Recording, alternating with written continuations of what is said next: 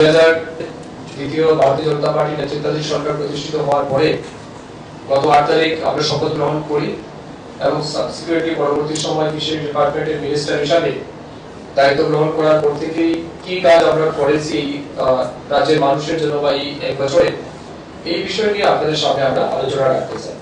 গত 8 তারিখে আমাদের সরকার 1 বছর পূর্তি হয়েছে। তো এই 1 বছরের মাথায় বিশেষ ডিপার্টমেন্ট অনেকগুলি কম্প্রিহেন্সিভ পরিকল্পনার মাধ্যমে রাজ্যে মাছের উৎপাদন বৃদ্ধি করার জন্য আমরা কাজ করেছি এবং অনেকগুলি ইনোভেটিভ ইনিশিয়েটিভস আমরা গ্রহণ করেছি। তার মধ্যে উল্লেখযোগ্য যেটা আপনাদেরকে জানানো খুব বেশি প্রয়োজন, আপনাদের নিশ্চয়ই মনে আছে in the last press conference I have spoken about the integrated aqua park, establishment of integrated aqua park। সেই সম্পর্কিত বিষয়ে আপনাদেরকে আমরা জানাতে দিতে চাই। আপনারা নিশ্চয়ই জানেন যে আমাদের রাজ্য প্রায় 95% মানুষ তারা মাছ খায় বা ফিশ ইটার। স্বাভাবিক কারণে আমাদের রাজ্যে যে পরিমাণ মাছের প্রয়োজন আছে সেই পরিমাণ মাছ আমাদের রাজ্যে নেই। বর্তমানে আমরা যদি দেখি আমাদের রাজ্যে প্রতি বছর প্রায় 1,15,000 মেট্রিক টন মাছের আমাদের প্রয়োজন। আমাদের রাজ্যে এই বছর আমরা 24-25 যখন আমরা স্টার্ট করছি তখন আমরা অ্যানালাইসিস করে যেটা দেখেছি আমাদের রাজ্যে প্রায় 85,000 মেট্রিক টন মাছের উৎপাদন রয়েছে। বাকি যেটা 30,000 মেট্রিক টন মাছ সেটা আমরা বাইরের রাজ্য থেকে আনি, সেটা বাংলাদেশ হোক, পশ্চিমবঙ্গ হোক, অন্ধ্রপ্রদেশ হোক, উড়িষ্যা হোক, এই সমস্ত জায়গা থেকে গ্যাপ পরিমাণ মাছ আমরা ডিমান্ড ফুলফিল করি।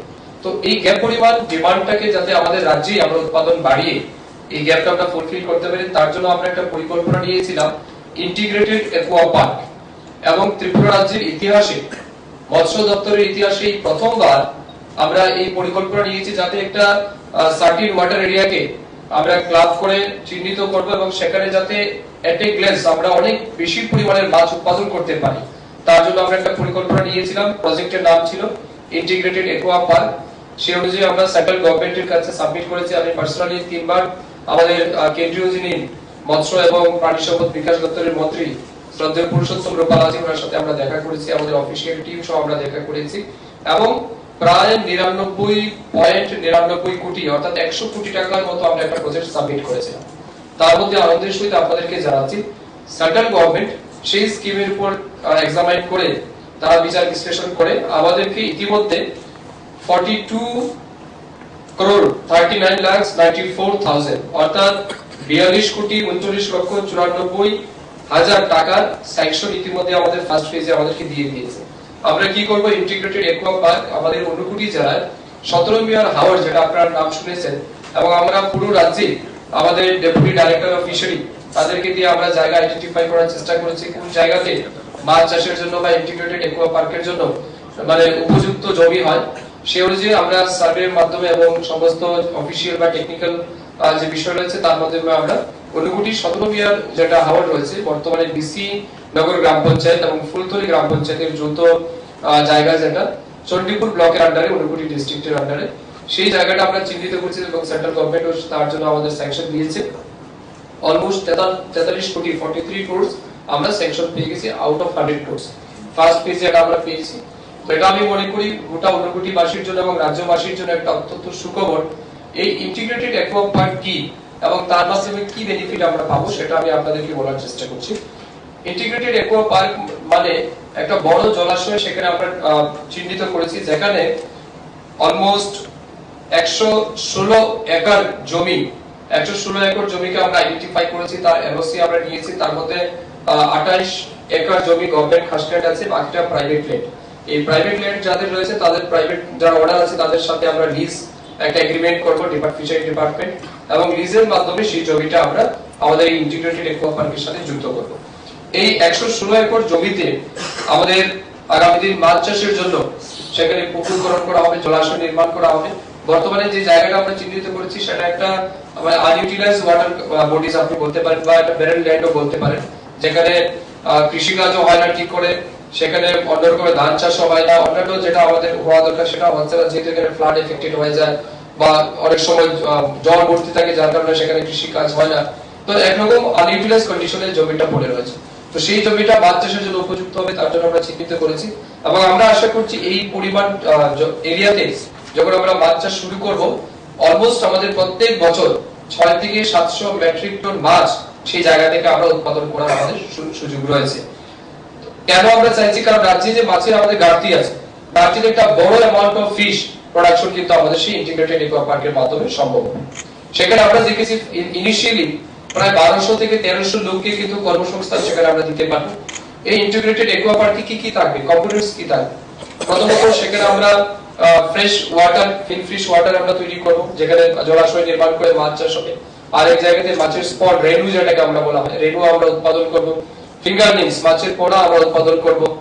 এই জায়গার মধ্যে ফিড মিল, অর্থাৎ প্রত্যেক দিন যে মাছ সেখানে উৎপাদন হবে তার যে ফিড দরকার, সেই ফিড মিল আমরা সেপারেটলি সেখানে ইনস্টল করব বা এস্টাবলিশ করব। এর বাইরে এই জায়গাতে যাতে আমাদের ফিশারি কলেজে বা অন্যান্য জায়গায় যারা ট্রেনিং করে বিভিন্ন সময় ফিশারি রিলেটেড, তাদের জন্য একটা ট্রেনিং সেন্টার সেখানে গড়ে তোলা হবে। স্টুডেন্টসদের জন্য হোস্টেল ফ্যাসিলিটিস থাকবে।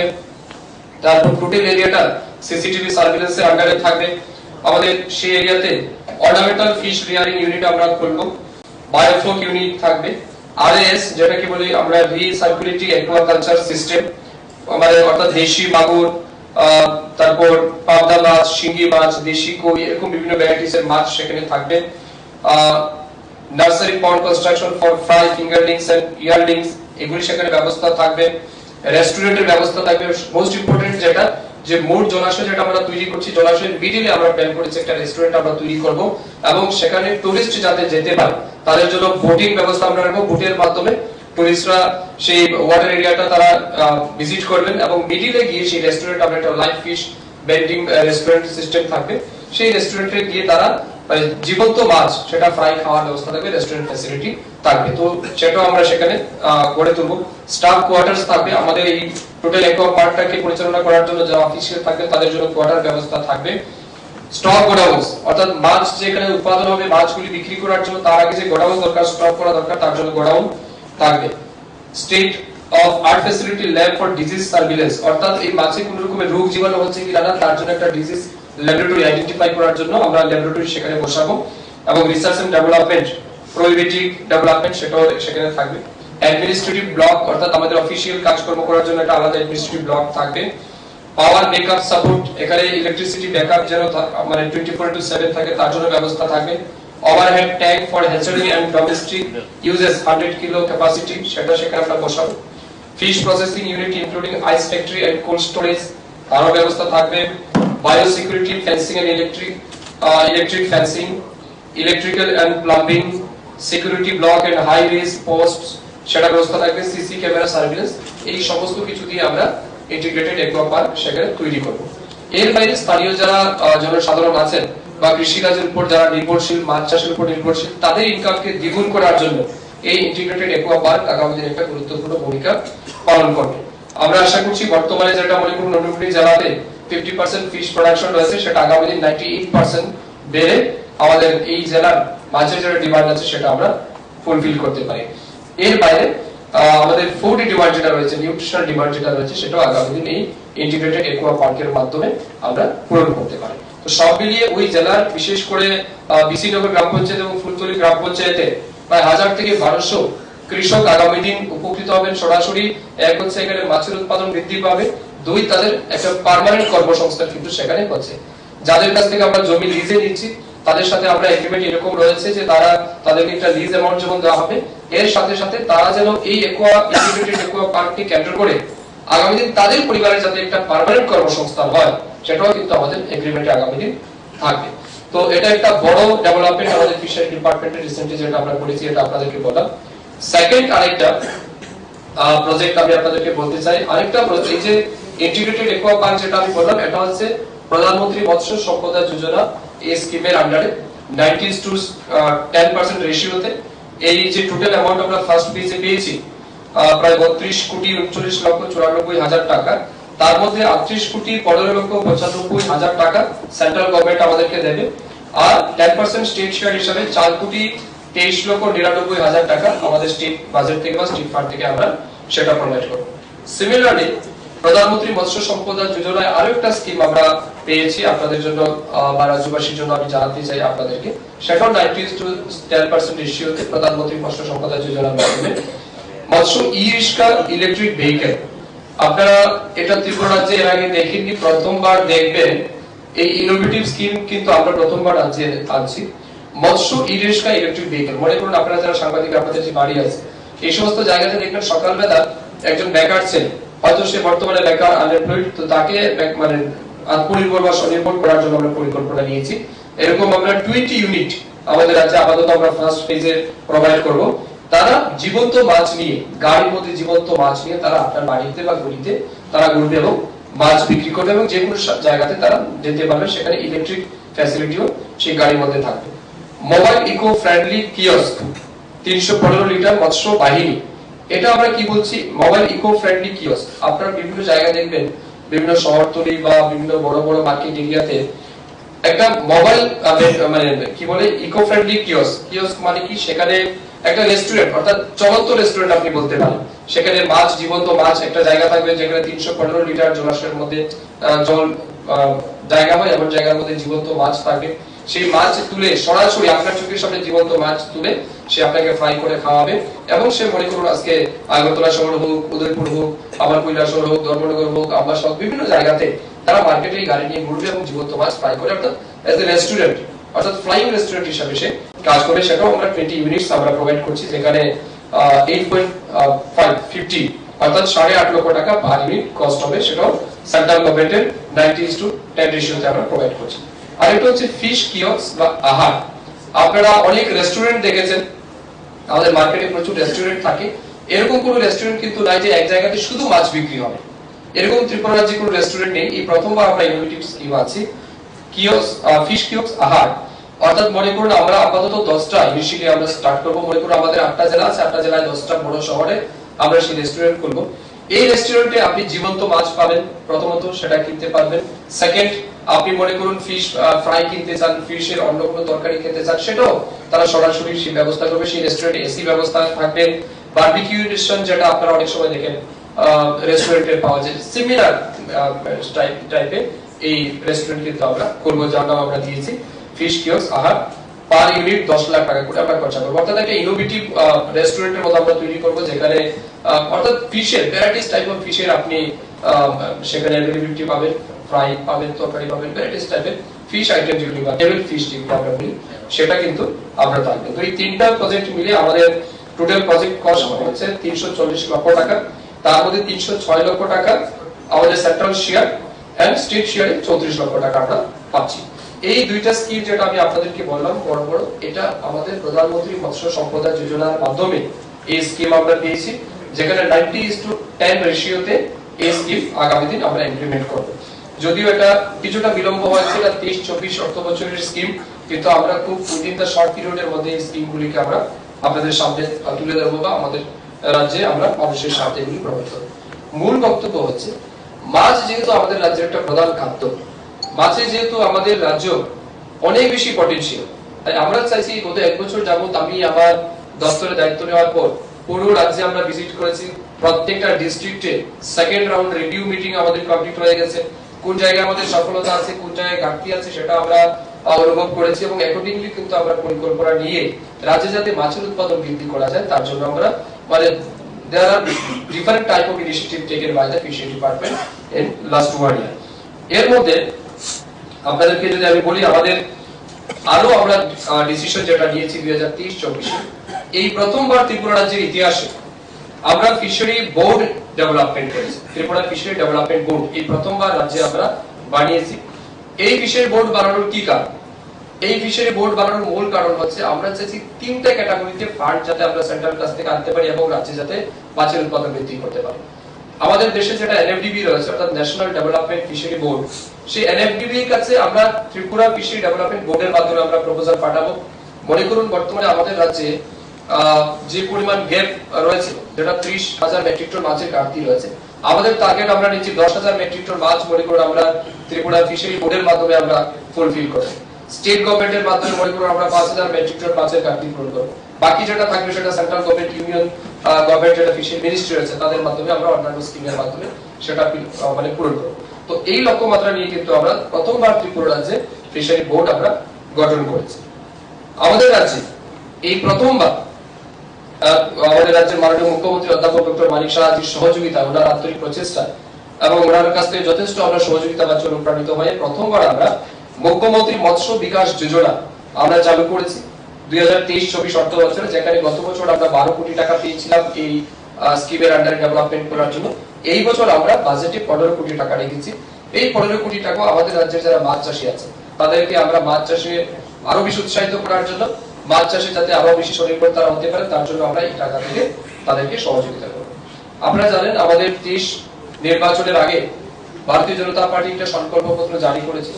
সেই সংকল্পপত্রে আমরা বলেছিলাম যে দ্বিতীয় ভারতীয় জনতা পার্টি সরকার প্রতিষ্ঠিত হলে আমরা প্রকৃত যারা মাছ চাষী আছে, যারা মাছ চাষ করে যাদের জীবন জীবিকা চলে, যাদের সংসার মাছ চাষের উপর নির্ভরশীল, তাদেরকে আমরা চিহ্নিত করে 15,000 মাছ চাষীকে আমরা বছরে 6,000 টাকা মৎস্য সহায়তা যোজনা আমরা প্রোভাইড করব। আমাদের রাজ্যে যেমন আমরা কিষাণ সম্মান নিধি চালু রয়েছে, আমাদের এআরডি ডিপার্টমেন্ট থেকে যেমন আমরা প্রাণী পালক সম্মান নিধি চালু করেছি, আপনারা কভার করেছেন সেটা 6,000 টাকা করে। সিমিলারলি মৎস্য সহায়তা যোজনা নামে আমরা এই 5 বছরের মধ্যে 15,000 জেনুইন ফিশারম্যানকে 6,000 টাকা করে প্রতি বছর দেওয়ার সিদ্ধান্ত নিয়েছিলাম সংকল্পপত্রে। সেই সংকল্পপত্রের কমিটমেন্ট অনুযায়ী 2023-24 অর্থ বছর ইতিমধ্যে আমরা প্রায় 1000 ফিশারম্যানকে আমরা আইডেন্টিফাই করেছি এবং তাদের ব্যাংক অ্যাকাউন্টে 6,000 টাকা করে প্রোভাইড করেছি। 24-25 অর্থ বছর যেটা আমাদের আসছে সেখানে আমরা টার্গেট রেখেছি সেই বাজেটের মধ্যে থেকে 3,000 ফিশারম্যানকে আমরা এই চলতি অর্থাৎ যে কামিং ফিনান্সিয়াল ইয়ার আসছে 24-25 সেই ফিনান্সিয়াল ইয়ারে সেটা আমরা কভার করব, যার জন্য আমাদের প্রায় 1,80,00,000 টাকার মতো আমাদের ব্যয় হবে এই প্রোগ্রাম। আরেকটা ইনোভেটিভ স্কিম আমরা এনেছি, আপনারা অনেক সময় দেখেছেন হয়তো বা বিভিন্ন জায়গা থেকে আপনারাও খবর করেন, হয়তো বা কেউ হিংসাত্মকমূলক ভাবে বা ইন্টেনশনালি কারোর জলাশয়ে বিষ ঢেলে দেয়, পয়জনিং করে দেয়। পয়জনিং করার কারণে কি হয়, অনেক যারা মাছ চাষি আছে তাদের মাছ সমস্ত কিছু মরে যায়, সে ক্ষতিগ্রস্ত হয়। এই বিষয়টা আমরা অনুভব করে আমরা সিদ্ধান্ত নিয়েছি ত্রিপুরা মৎস্য সম্পদ সুরক্ষা প্রকল্প নাম দিয়েছি আমরা নতুন করে। ত্রিপুরা মৎস্য সম্পদ সুরক্ষা প্রকল্পে আমরা বলেছি যদি কোনো ফিশারম্যান আনন্যাচারাল রিজন বা আননোন রিজনে বা কেউ ইন্টেনশনালি যদি বিষ দিয়ে বা পয়জনিং করে যদি তার মাছ নষ্ট করে, ডেস্ট্রয় করে, তাহলে সেই মাছ যার ক্ষতিপূরণ রয়েছে সেই ক্ষতিপূরণ আমরা প্রোভাইড করব। তবে একটা সার্টিন এরিয়া আমরা বলেছি, এটা আমরা চাইলে আপনাদেরকে আমরা দিয়ে দেবো। মনে করুন 1 কানি হলে একটা সার্টিন অ্যামাউন্ট, 2 কানি হলে সার্টিন অ্যামাউন্ট, এইভাবে করে করে আমরা বিভিন্ন ক্যাটাগরি রেখেছি। সেই ক্যাটাগরি অনুযায়ী আমরা তাদেরকে ক্ষতিপূরণ প্রোভাইড করব। এটাও কিন্তু ত্রিপুরা রাজ্যে প্রথমবার ফিশারি ডিপার্টমেন্টের আন্ডারে আমরা করেছি। এর বাইরে আরো বহুবিধ পরিকল্পনার মাধ্যমে আমরা চাইছি রাজ্যে যাতে মাছের উৎপাদন বৃদ্ধি করা যায়, মাছের যাতে যে ঘাটতি আমাদের রাজ্যে রয়েছে, এবং এটা বহু চর্চিত, সবাই এটা নিয়ে আলোচনা করেন, এবং আমি মনে করি ত্রিপুরা রাজ্যের যে প্রাথমিক যেটা আমাদের বেসিক স্ট্রাকচার সেটা হচ্ছে এগ্রি অ্যালাইড সেক্টর, তার মধ্যে ফিশারি একটা ইম্পর্টেন্ট এন্ড সিগনিফিকেন্ট ডিপার্টমেন্ট। এই কারণে আমরা দিন রাত পরিশ্রম করছি এবং আমাদের যেটা মূল উদ্দেশ্য আগামী সময়ের মধ্যে 1-2 বছরের মাথায় যাতে আমরা আমাদের রাজ্যে যে ঘাটতি রয়েছে 30,000 মেট্রিক টন মাছের, যেটা আমরা বর্তমানে বাইরে থেকে আনছি, এই পরিমাণ মাছ যেন আমাদের রাজ্যে আমরা উৎপাদন করতে পারি।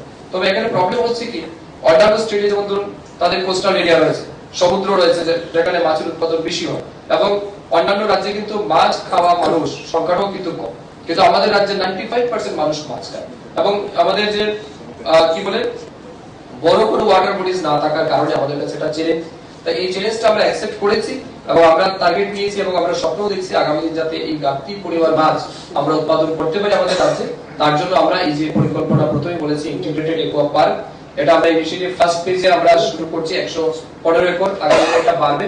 সিমিলারলি আমাদের 7টা ডিস্ট্রিক্ট যেটা রয়েছে, এই 7 জেলাতেও আগামী দিন আমরা ওয়াটার এরিয়া আনইউটিলাইজ কন্ডিশনে যেগুলি রয়েছে ওয়াটার বডি, সেগুলিকে আমরা আইডেন্টিফাই করছি, যেগুলিকে মাছ চাষের জন্য উপযুক্ত রয়েছে সেগুলিকে আমরা আইডেন্টিফাই করছি, এবং সিমিলারলি আমরা পরবর্তী সময় এগুলি সেন্ট্রাল গভর্নমেন্টের কাছে আমরা সাবমিট করব। কিছুটা আমরা স্টেট বাজেট থেকে কভার করব, কিছুটা ত্রিপুরা ফিশারি ডেভেলপমেন্ট বোর্ডের মাধ্যমে কভার করব, এবং কিছুটা সেন্ট্রাল গভর্নমেন্ট ফিশারি ডিপার্টমেন্টের মাধ্যমে আমরা কভার করব। 3টা সেক্টরে আমরা এটাকে ডিভাইড করে মাছের যে ঘাটতি আছে সেটা যাতে আমরা পূরণ করতে পারি তার জন্য আমরা পরিকল্পনা নিয়ে কাজ করছি। তো আমি আপনাদেরকে টার্গেট এরিয়া কবে মোটামুটি একটা ক্যান্ডিডেট কোটা থেকে শুরু হবে এটার জন্য দেখুন এটা অনেক বড় চ্যালেঞ্জ আমাদের। তবে আমরা যেটা সিদ্ধান্ত নিয়েছি আমাদের এই প্রসেস বা এই টার্গেট কন্টিনিউ থাকবে, এবং তার উপর ভিত্তি করে আমরা আশা করছি আগামী 2 থেকে 3 বছরের মধ্যে 100% না হলে অ্যাটলিস্ট আমরা 80% টাচ করতে পারব। কারণ কিছু প্রশ্ন? স্যার, আপনি সময় বললেন যে বিষ দিয়ে দেয় পুকুরে বা পয়জন দিয়ে দেয়, এখন কতজন লোক সহায়তা করেছেন আপনারা? রিজার্ভেশন কি আছে আপনারা? না, এটা জাস্ট আমরা লঞ্চ করেছি, এখন আমাদের কাছে সেইভাবে অ্যাপ্লিকেশন আসেনি। আজকে থেকে তো আমরা প্রচারও নিলাম, এখন থেকে যদি কেউ আসে, আমি এরকম কোনো ঘটনা ঘটলে আমি বলবো আপনারা স্থানীয় আমাদের যে ফিশারি অফিসার রয়েছে, আমাদের এসএফ অফিস রয়েছে, ডেপুটি ডাইরেক্টর অফিস রয়েছে, তাদের সাথে আপনারা যোগাযোগ করবেন, তাদের মাধ্যমে আপনারা সেই বেনিফিট বা ফ্যাসিলিটি পাবেন। তবে সর্বোপরি আমি মনে করি আমাদের রাজ্যের মানুষের জন্য এটা সত্যি সুখবর, এবং আমি তার জন্য আমাদের দেশের যিনি প্রধানমন্ত্রী, যশস্বী প্রধানমন্ত্রী নরেন্দ্র মোদীজিকে হৃদয় থেকে ধন্যবাদ এবং কৃতজ্ঞতা জানাচ্ছি। আমাদের দেশের যিনি মৎস্য দপ্তরের কেন্দ্রীয় সরকারের মন্ত্রী শ্রদ্ধেয় পুরুষোত্তম রূপালাজি, ওনাকে আমি হৃদয় থেকে ধন্যবাদ এবং কৃতজ্ঞতা জানাচ্ছি, এবং অবশ্যই আমাদের রাজ্যের সম্মানিত মুখ্যমন্ত্রী অধ্যাপক ডক্টর মানিক সাহাজিকে অভিনন্দন এবং কৃতজ্ঞতা জানাচ্ছি যে ওনাদের সহযোগিতায় ফিশারি ডিপার্টমেন্ট আজ ত্রিপুরা রাজ্যের মধ্যে একটা ইনোভেটিভ পরিকল্পনার মাধ্যমে কাজ করছে। এবং আমি প্রাউডলি বলতে পারি এই যে স্কিম আমি বললাম ইন্টিগ্রেটেড একুয়া পার্ক, আমার বিশ্বাস আপনারাও কোনোদিন ত্রিপুরা রাজ্যে তার নাম শুনেননি, এবং নট অনলি ত্রিপুরা, নর্থ ইস্টের মধ্যে প্রথম এই ইন্টিগ্রেটেড একুয়া পার্ক আমরা স্থাপন করতে যাচ্ছি, যেখানে আমরা আমাদের গ্রামীণ ভাষায় যেটা কারি হিসেবে বলি, প্রায় 500 কারি জমিতে আপাতত এই ইন্টিগ্রেটেড একুয়া পার্ক আমরা চালু করছি। আগামী দিন আপনারা দেখবেন এই বড় জলাশয়ের মাধ্যমে মাছের উৎপাদন যেমন বৃদ্ধি পাবে, স্থানীয় মানুষের কর্মসংস্থান হবে, এবং আমাদের রাজ্যের যে ঘাটতি আছে সেটাও পূরণ হবে। এই তিনটা অ্যাচিভমেন্ট আমাদের আগামী দিন হতে যাচ্ছে। তার জন্য আমি পুনর্বার সেন্ট্রাল গভর্নমেন্টের সমস্ত আধিকারিক এবং আমাদের অবশ্যই প্রধানমন্ত্রী, কেন্দ্রীয় মৎস্যমন্ত্রী এবং আমাদের রাজ্যের মাননীয় মুখ্যমন্ত্রীকে আমি ধন্যবাদ এবং কৃতজ্ঞতা জানাই, এবং আপনাদের মাধ্যমে ঊনকোটি জেলাবাসীকে আমার অভিনন্দন জানাচ্ছি যে আপনাদের জন্য প্রথমবার এই বড় মাপের একটা স্কিম আমরা চালু করতে পারছি ফিশারি ডিপার্টমেন্টের মাধ্যমে।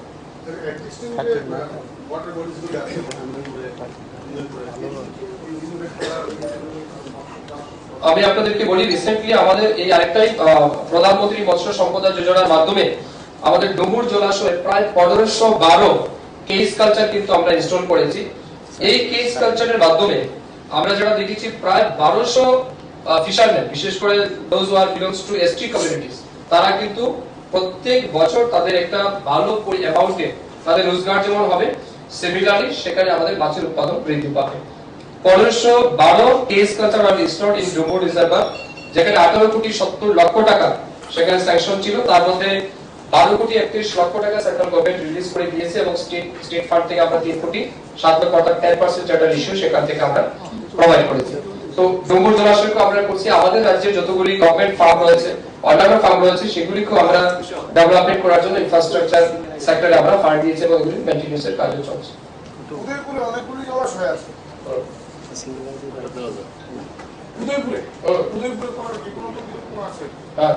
এই সবগুলি কাজ চলছে এবং সবগুলিতে ভালো ফিশ প্রোডাকশন হচ্ছে আমাদের বর্তমানে।